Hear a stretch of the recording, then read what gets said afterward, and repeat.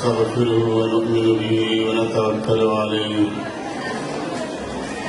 ونعوذ بالله من شرور أنفسنا ومن سيئات أعمالنا من يهده الله فلا مضل له ومن يضلله فلا هادي له أما بعد فأعوذ بالله من الشيطان الرجيم بسم الله الرحمن الرحيم إنا عرضنا الأمانة على السماوات والأرض قال الله تبارك وتعالى في موضع آخر يا أيها الذين آمنوا قوا أنفسكم وأهليكم نارا صدق الله العظيم اللهم صل على محمد وعلى آل محمد كما صليت على إبراهيم وعلى آل إبراهيم إنك حميد مجيد الذي راغلي من منوت ولو شكريا لكم غير مشهور سرا زنانا اور سڑی دیر پارا راغلی دی چه چا ما شمار ختمون دی چا چکم دینو دکال ریزیٹ ختم راغلی دی چه زمون دا مشهور نتائج دی لن چمونگا پخپل استرگو گلو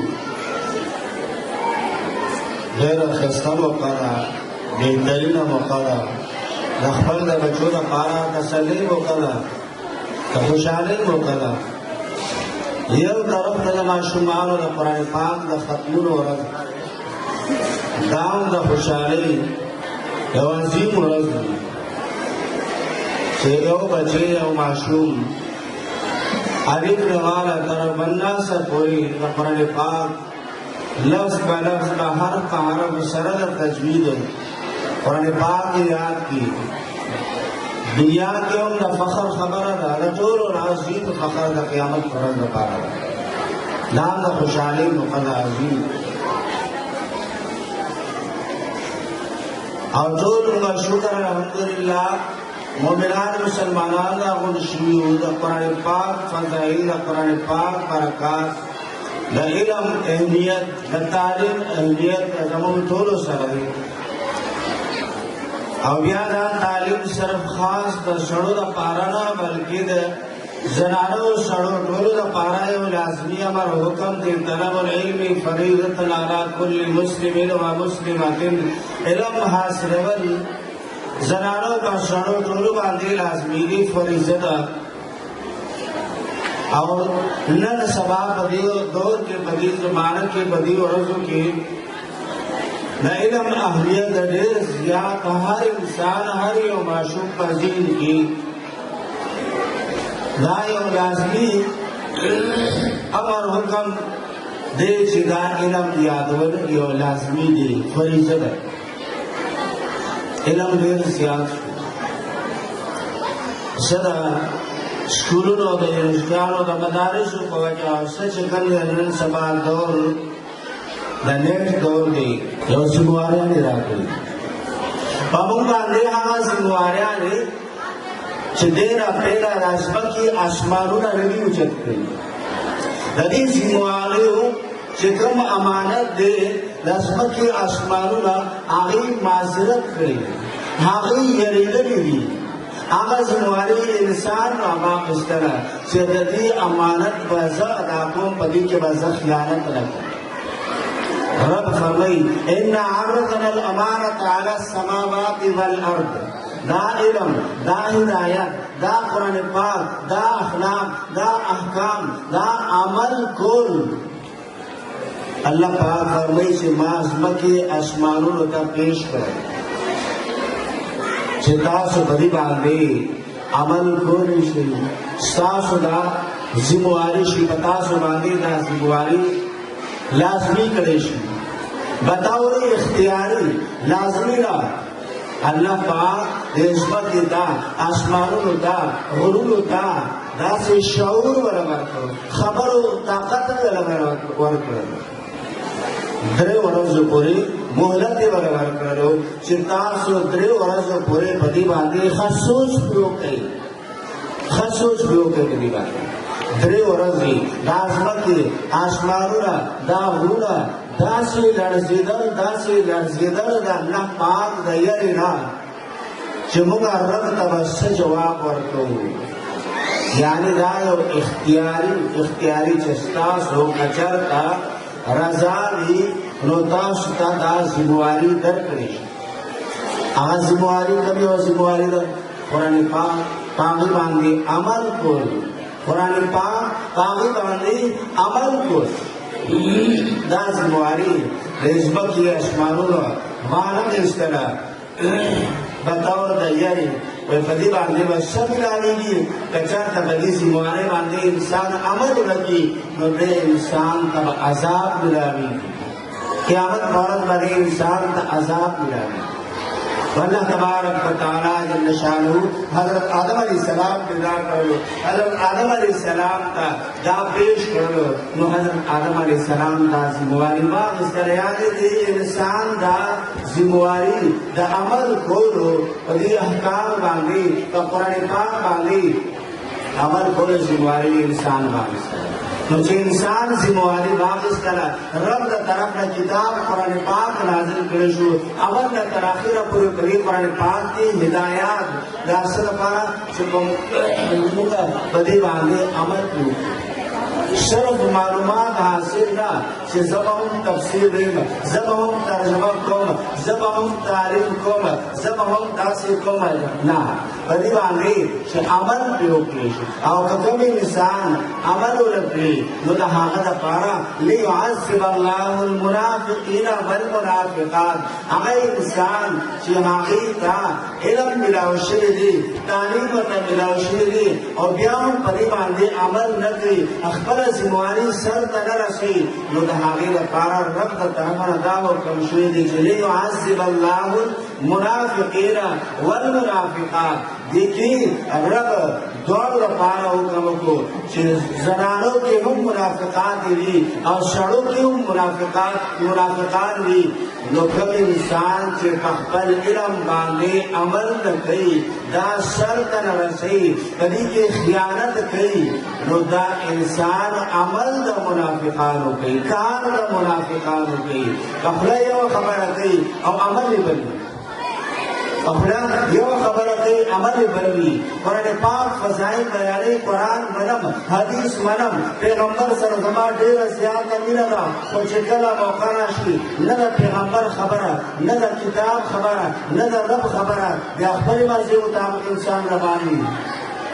رب د طرف نه دا حکم شو چې قوا انفسکم واهلیکم نارا. ای مؤمنانو مسلمانانو، تاسو خپل ځانونه هم بچ کړئ، خپل اولاد، خپل بچي هم د جهنم د عذاب نه بچ کړئ. په انساني چوکاټ کې دننه تاسو خپل ژوند تېر کړئ. علامه غزالي رحمت الله تعالی علیه فرمایي اولاد د انسان سره یو امانت دی درک، او دا اولاد امانت قیامت ورځ به د هر انسان د خپل د مشر نه تپوس کېږي چې د دې اولاد په ذهن کې تا څه کړی. د دې اولاد متعلق دا تپوس کېږي چې د دې ماشوم په ذهن کې تا څه کړلی دي. ماشوم ذهن صفایي، د ماشوم زړه صفایي، کوم یو تصویر چې مخامخ کې هماغه تصویر کېږي چې په خپل ذهن کې کېږي، په خپل زړه کې کېږي. کومه خبره چې درته واورئ شي نو دې کې الله پاک داسې طاقت اچولی دی، داسې قوت اچولی دی چې هماغه خبره د ده په ذهن کې وي. کوم کلاس کې چې کوم استاد کومه خبره کوي، کوم لباس جوړوي، څنګه ایکټینګ کوي په لباس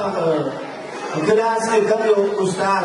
نو چې کله دا ماشوم کور ته لاړ شي نو بیا څه کوي؟ وایي زموږ استاد داسې ګیرې باسي، زموږ ټیچر